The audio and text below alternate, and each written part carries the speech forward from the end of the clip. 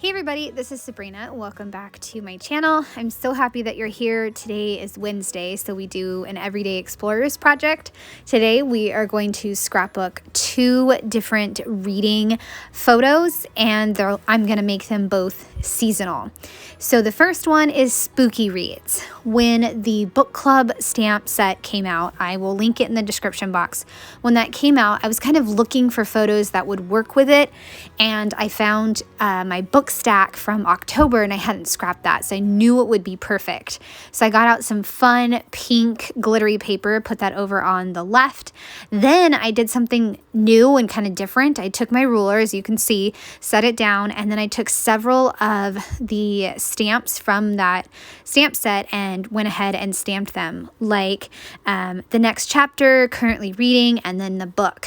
And then I took a older stamp set from Kari Stiles, and it's called Strange and Unusual. If you don't have that for October Daily, you need to get yourself that stamp set. I have used it so much, and as you can see, I've used it for other projects besides October Daily. So I took the little tiny skulls and I added that into the stamped border that I made.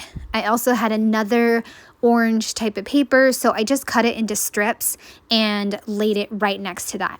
Not only was it another way to add some more orange, but also define my stamped border a little bit more. I had a black piece of scrap paper, and I thought I was going to be able to frame my photo, but it wasn't big enough. So what I did is kind of a staggered photo mat, and I did one chunk of the paper on the left and the other one on the right hand side, and then my giant stack of October books is right there. And I am so excited to do more spooky reading in October. I feel like I did such a good job in October finding all the spooky reads. I had For Your Own Good, which was a thriller, Witch Haven, that one was okay, but really the spookiest book that I read during the season was actually a kid's book, and it was called The Cadavish School for Boys and Girls. That book was creepy, and it is classified, or the genre is horror, children's horror, and it was creepy. So that was the creepiest one that I read, but I had a really good season of spooky reading. I took out some of the Everyday Explorers alphas, as you can see, used my T ruler to place them, and then I kind of just lifted up my T ruler so that way I could place them down correctly and easier. Then I stamped marked as read twice, and the next step is going to be stamping some phrases on a piece of paper, and then using the Strange and Unusual stamp set again to stamp a pumpkin and a ghost, and that way I could make it much more festive. I just love the color scheme, pink and orange and black for Halloween. It's definitely a favorite color scheme. So I fussy cut out in my happy place, and I will put that on the bottom section of the layout, and then Plot Twist is going to go up top above Spooky. I'll also cut out Current Favorite and then pop dot that as well. And this cupboard where I keep all my library books is just, it's my favorite. It's one of my favorite spots in the house. And when I'm having a hard time with a workout, I kind of distract myself by looking at the books and thinking about the books and what I'm going to read next. So I just love this little spot that I have, and I'm glad that I have taken photos of my different library stacks. So I just took one of my ghosts and inked it with some black ink. I'm not sure why I did that. It turned out okay, but I probably should have just used a pink ink. That would have made more sense. But I outlined it with a little bit of black ink. I'll pop dot that in just a little bit. Right now I'm finishing up the pumpkin. That stamp set, again, there's like the innards of the pumpkin and the sides of the pumpkins. It's so much fun to play with this stamp set. I love it. So I fussy cut out the pumpkin, add that on, and my last step is going to be adding some sparkles or sprinkles, as I call them. Those are also on the stamp set as well. One of them looks like kind of a retro sparkle to me, like something you'd see from a 1960s show. I don't know, but it looks really cool, and I just absolutely love how this page came together, and I'm excited to do another one. This one is going to be summer themed. So when I got done with the spooky read, Goodreads, I was like, I think I have more library stack photos. I'm gonna go look. And sure enough, I had a summer one. This one was actually taken in July, which was also one of my best reading months. I had so many awesome books during this month, so I'm really glad that I had happened to take a photo. I looked in my stash and I found a perfect blue piece of paper because a lot of my book covers had blue on them, so that was perfect. So I'm going with blues and greens and yellows, and I'm excited to do this fun, colorful layout.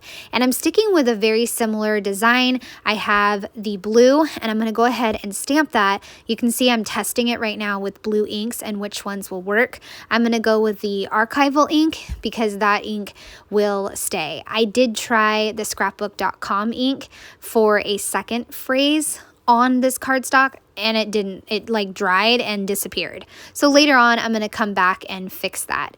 But I am going to switch out a green paper in a little bit. I thought I was going to use some vellum, but when I went looking for alphabet stickers, I discovered that I need to switch out my green. So I'll do that in a little bit. My next step is going to be making kind of a beachy scene. And one of the things that I love doing on my YouTube is teaching you guys how to use your stamps in different ways or kind of thinking outside the box. So I'm going to use 2 stamp sets from Felicitas. The first one, this one I believe is lines and dots, and I'm using it to make some sand. And then I will use another one, I think it's called mixed marks, and I'll make a sun with it. So I'm so excited. The one that I'm using for kind of the coral and like the kelp, that is another Kari stamp set, but it is currently not available. I'm hoping that Christine brings it back. But there is a tree stamp set that Kari did, and that stamp set is so versatile, and I've used it so many times for a wide variety of themed stamped pages. So I have stamped several pieces of coral with the outline and then the inside. So this is where I switch out the green paper. I think this is actually a Halloween paper maybe, I don't know. But it coordinated perfect with the alphabet stickers that I found. My next step is going to be stamping the sun with that circle, and then also the, what do you want to call it, dashed line that I found. My dashed line stamp, or this particular stamp, was kind of dirty, so the yellow wasn't a crisp yellow, but after the third stamping, I went and cleaned it really good with my sand eraser, and it turned out much better, and I absolutely love this sun.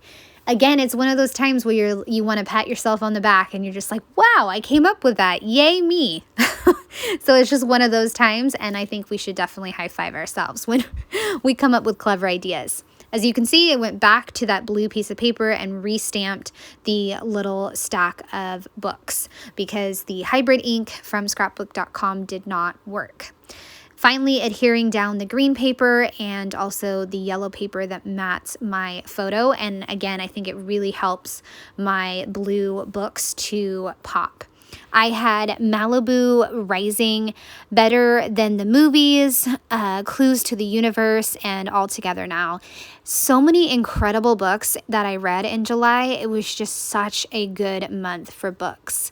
Again, use the T ruler to put down summer, and I'm going to do the same thing for reads. I put reads kind of right in the sand, and I really liked how that looked. I decided that I wanted some more dimension to the page, so I'm going to go ahead and stamp some of the coral and then fussy cut it out. I do 3 of the corals, and then I can cut them out. It's a little bit time consuming, but that's okay. And what I'm going to have to do, since I have like this foam that's not completely adhesive, is add in little pieces of tape to each of the corals. That way I can add on the foam. So like I said, a little time consuming, but totally worth it because it really makes the page come together. So I took most of that process out of the video because you don't want to see that. That's tedious. But you can see I'm kind of doing it right here, just making sure that I have the smallest bit of tape and adhesive. And I also cut the coral on the left-hand side a little smaller so it can add, you know, just a little bit of height difference. And same thing with the bottom one. And I put that one kind of in the middle so it kind of makes it look like it's a thicker bunch of coral. I don't know. It made it really dimensional and I love it. So I stamped my reading list. Currently currently reading, and also couldn't put this down because I knew I was going to want to do some journaling about all my books in July. My last little touch is another little splattering of stamping. It's like circles and X's. So that'll be the last little touch, and I can go on to my journaling.